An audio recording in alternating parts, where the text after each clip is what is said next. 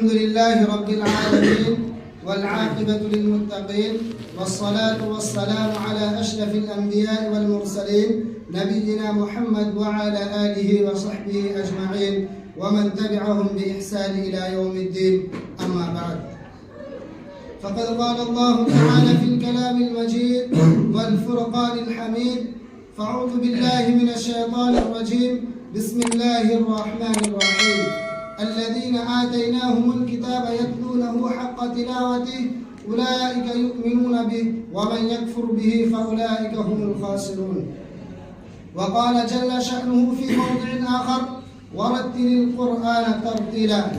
معزز و مکرم صدر انجمن اور میرے عزیز ساتھیوں، آج میں آپ حضرات کے سامنے قرآن مجید کے حقوق کے موضوع پر مختصر خطابت کرنا چاہتا ہوں، اس امید کے ساتھ کہ آپ حضرات باغور سماعت کریں گے انشاءاللہ. اللہ رب العالمین سے دعا ہے کہ بار الہ کو ہم تمام مسلمانوں کو قرآن مجید کے حقوق کو ادا کرنے کی توفیق عطا فرما، آمین. معزز سامعین کرام، قرآن مجید اللہ رب العزت کی وہ آخری کتاب ہے جسے نبی آخر الزمان جناب محمد رسول اللہ صلی اللہ علیہ وسلم پر اللہ رب العالمین نے اتارا.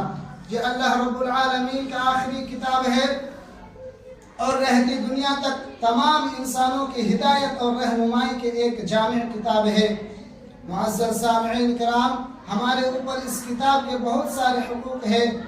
قرآن مجید کا پہلا حق یہ ہے کہ ہر مسلمان پر واجب ہے کہ وہ زبان سے اقرار کرے اور دل سے تصدیق کرے کہ قرآن مجید اللہ رب العالمین کا آخری کتاب ہے اور حضرت جبریل علیہ السلام کے ذریعے اللہ کے رسول صلی اللہ علیہ وسلم پر اتارا گیا تھا، اور جس طرح اتارا گیا تھا اسی طرح من وعن محفوظ ہے اور ہم تک پہنچا، اور اس میں کسی قسم کے شک نہیں. معزز سامعین کرام، قرآن مجید کا دوسرا حق یہ ہے کہ اس کو بار بار پڑھا جائے اور اس طرح پڑھا جائے جس طرح اسے پڑھنے کا حق ہے.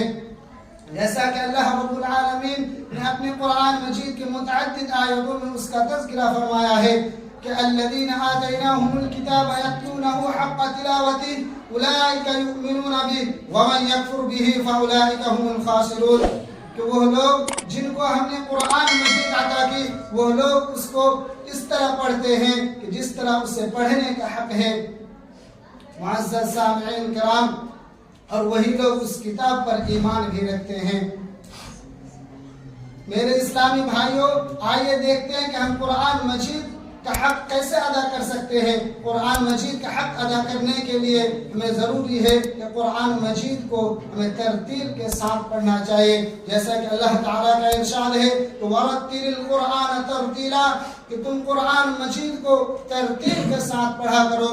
معزز سامعین کرام، ترتیل کا مطلب یہ ہے کہ معنی و مفہوم پر غور و فکر کرتے ہوئے اس کو پڑھا جائے، جیسا کہ اللہ تعالیٰ نے خود قرآن مجید کو ٹھہر ٹھہر کر اتارا، ٹھہر ٹھہر کر نازل کیا، اور خود قرآن مجید کو ٹھہر ٹھہر کر پڑھ کر حضرت جبریل علیہ السلام کو سنایا، اور پھر حضرت جبریل علیہ السلام نے اللہ کے رسول جناب محمد رسول اللہ صلی اللہ علیہ وسلم کو حکم دیا.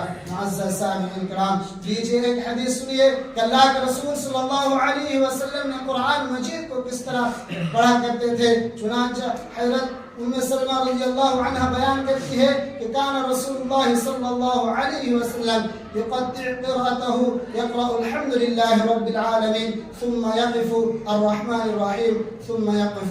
اللہ کے رسول صلی اللہ علیہ وسلم جب بھی قرآن کی تلاوت کرتے اور قرأت کرتے تو ٹھہر ٹھہر کر کرتے، جیسے الحمدللہ رب العالمین پڑھتے پھر ٹھہر جاتے، پھر اس کے بعد الرحمن الرحیم پڑھتے اور ٹھہر جاتے. اور اسی چیز کے بارے میں کل قیامت کے دن اللہ تعالیٰ قاریوں سے کہے گا کہ قاری تو قرآن مجید کو پڑھتا جا اور اپنی سیڑھی پر چڑھتا جا، کیونکہ قرآن مجید جنت کا سیڑھی ہے اور تو اسے ترتیل کے ساتھ پڑھتا جا جیسے تو نے دنیا کے اندر ترتیل دیا تھا. معزز سامعین کرام، آئیے ایک واقعہ سنیں کہ اللہ کے رسول صلی اللہ علیہ وسلم کے زمانے میں کہ صحابہ کرام رضی اللہ عنہ کس طرح اللہ کے رسول صلی اللہ علیہ وسلم کے پاس قرآن مجید کو پڑھتے اور پھر اپنے شاگردوں کو پڑھایا کرتے تھے۔ معزز سامعین کرام، حضرت عبداللہ بن مسعود رضی اللہ عنہ کے پاس ایک آدمی قرآن پڑھا کرتے تھے۔ اس آدمی نے پڑھا کہ انما الصدقات للفقراء والمساکین، کہ للفقراء میں مد نہیں کی، تو اللہ کے رسول حضرت عبداللہ بن مسعود رضی اللہ عنہ نے اسے فوراً ٹوک دیا اور کہا کہ اللہ کے رسول صلی اللہ علیہ وسلم نے اس طرح نہیں پڑھا تھا۔ تو اس آدمی نے عرض کیا کہ پھر اللہ کے رسول صلی اللہ علیہ وسلم نے کس طرح پڑھا؟ تو حضرت عبداللہ بن مسعود رضی اللہ عنہ نے کہا کہ انما الصدقات للفقراء والمساکین، للفقراء میں مد کی۔ معزز